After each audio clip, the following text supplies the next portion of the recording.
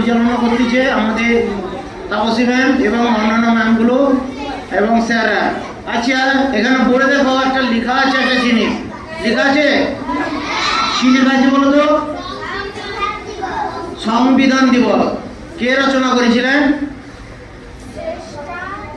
দেখো, B.R.. Ambedkar. B.R.. Ambedkar এই সংবিধান বইটা লিখেছিলেন। সংবিধান কি ব্যাপার সেগুলো তোমরা উঁচু ক্লাসে গেলে হবে। কত সালে সংবিধান রচনা হয়েছিল এবং কত সালে সেটা কার্যকর হয়েছিল সে সম্বন্ধে। আচ্ছা, সবাইকে যথাযোগ্য সম্মান জানিয়ে শুরু করছি। আজকে আমরা এখানে মিলিত হয়েছি কারণ আজকের দিনটা হচ্ছে সংবিধান দিবস হিসাবে পালন করা হচ্ছে। আজকে কত তারিখ? 26শে নভেম্বর, তাই তো? সেই আজকের এই দিনটাকে আমরা সংবিধান দিবস হিসেবে পালন করছি। আচ্ছা, আমরা যে স্কুলে আসি একটা টাইমে আসি, তো আবার স্কুল ছুটি হয় একটা টাইমে, তারপরে আমরা হচ্ছে টিফিন খাই একটা টাইমে, তারপরে একটা নির্দিষ্ট ড্রেস পরে আমরা স্কুলে আসি, তাই তো? সব কিছুর একটা নিয়ম আছে। এই স্কুলের একটা নিয়ম আছে, সেরকম এই দেশেরও একটা নিয়ম আছে। সেই নিয়মটা কিসে লেখা থাকে? এই সংবিধানে, তাই তো? তাহলে এই সংবিধানের মাধ্যমে আমাদের এই দেশটা পরিচালিত হয়। তো এই সংবিধানটা আজকের এই দিনে গৃহীত হয়েছিল। আমরা ডক্টর বি.আর. আম্বেদকর, এখানে যার ছবি তোমরা দেখতে পাচ্ছ, ওনার নাম হচ্ছে ডক্টর বি.আর. আম্বেদকর। উনি এই সংবিধানটা রচনা করেছিলেন। তো এই সংবিধানটা আজকের দিনে গৃহীত হয়েছিল। আর সালটা ছিল কবে বলো তো? 1949। 1949 সালের নভেম্বরের 26 তারিখে এই সংবিধানটা গৃহীত হয়েছিল এবং কার্যকর কবে হয়েছিল? 1950 সালের 26শে জানুয়ারি, সেই থেকে কার্যকর হয়েছিল। তো এই দিনটাকে ওই জন্য ভারত সরকার 2015 সালে 19শে নভেম্বর সংবিধান দিবস হিসেবে ঘোষণা করে। সেই থেকে এই দিবসটাকে আমরা সংবিধান দিবস হিসেবে পালন করি। তো আজকে আমরা এই সংবিধান দিবস পালন করছি এবং বিভিন্ন অনুষ্ঠানের মাধ্যমে, এবং তোমরা নিশ্চয়ই এই অনুষ্ঠানে যোগ দেবে এবং আনন্দ পাবে, এই বলে আমার বক্তব্য শেষ করছি। ঠিক আছে। বি.আর. আম্বেদকরের ছবিতে মাল্যদান করছেন আমাদের স্কুলের প্রধান শিক্ষক সুখময় কিশোর।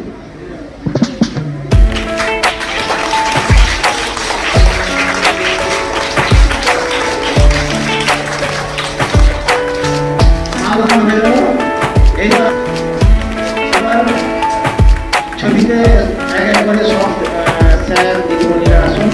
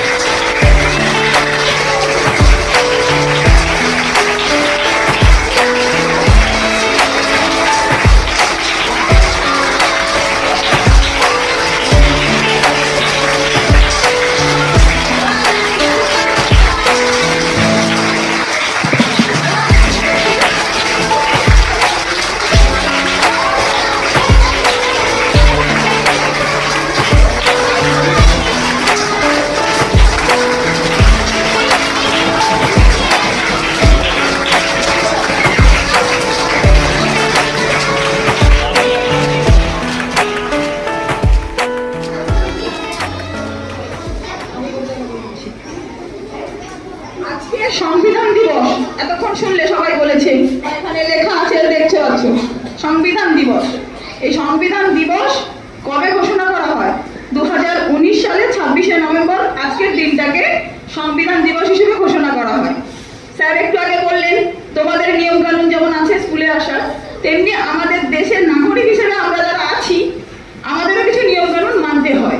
তো সেগুলো আমাদের সব সংবিধানে লেখা আছে। সংবিধান কারা মানবে কারা মানবে না, সংবিধান সবাইকে মানতে হবে। কি আছে সংবিধানে, কি হবে, এই নিয়ে একটা হিন্দি কবিতা ঘোষণাতে আসছে সাজিয়া পারভিন। नमस्कार। हमारा है जो हमको जान से प्यारा है, इससे जीवन में उजियारा है, हमको जीवन में आगे बढ़ते जाना है। संविधान को हमें बचाना है, जीवन में आगे बढ़ते जाना है। सबको समान समझना है, ना भेदभाव हमें करना है, ना जाति का बंधन है, ना धर्म का कोई बंधन है। नेता हो या आम आदमी, संविधान से सबको चलना है। नमस्ते। সবাইকে সংবিধান মানতে হবে।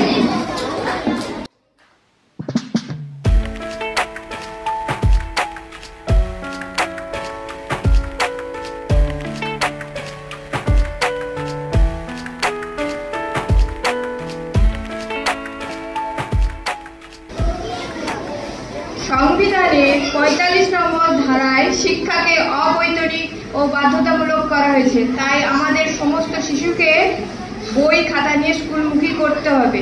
সংবিধানের ২৪ নম্বর অনুচ্ছেদে আছে শিশুশ্রম নিষিদ্ধ। সংবিধানের এই ২ ধারা নাচে গানে দেখাতে আসবে আমাদের বিদ্যালয়ের ছাত্রীরা।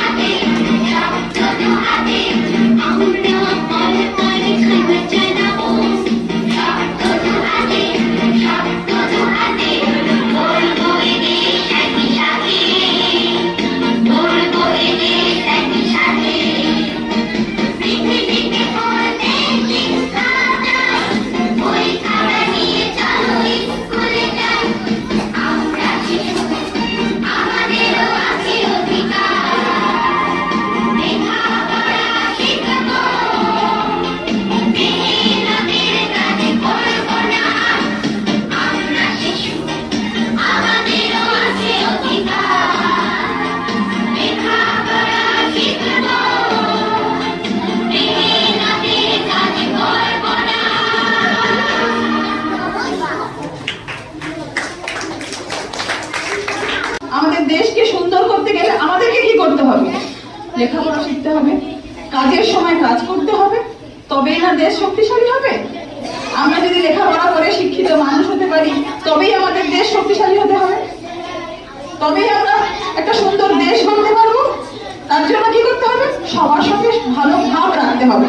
কারোর সঙ্গে আড়ি করলে চলবে না, কারোর সঙ্গে ঝগড়া করলে চলবে না। সবার সঙ্গে সুন্দর ভাব বজায় রেখে আমরা আমাদের দেশকে সুন্দর করে গড়ে তুলতে পারবো। এই পরবর্তী নাচটা আমাদের দেশের প্রতি উৎসর্গ করে